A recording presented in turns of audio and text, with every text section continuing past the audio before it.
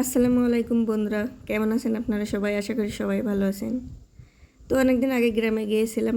গ্রাম থেকে নিজেদের চাষের বেগুন নিজে হাতে করে উঠিয়ে নিয়ে এসেছিলাম। উঠিয়ে এনে রেখে দিয়েছিলাম, তো অনেক দিন হয়ে গিয়েছিল। তো দেখলাম বেগুনে কিছুটা পোকা দেখা যাচ্ছে।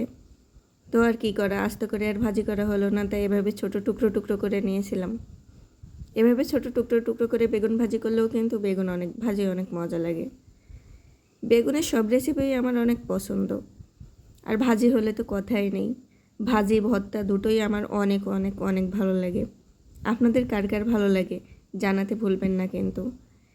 অনেক সাধারণ একটি তরকারি, কিন্তু খেতে দুর্দান্ত স্বাদ লাগে। আর যদি সেটি হয় নিজেদের লাগানো, নিজের হাতে তোলা, তাহলে তো আর কথাই নেই। তো দেখেন, গল্প করতে করতে এখানে আমার বেগুন ভাজি প্রায় শেষের পথে। তো এখানে আমার বেগুন ভাজিটি প্রায় কমপ্লিট। ভিডিওটি ভালো লাগলে অবশ্যই লাইক, কমেন্ট এবং শেয়ার করবেন। Bye bye.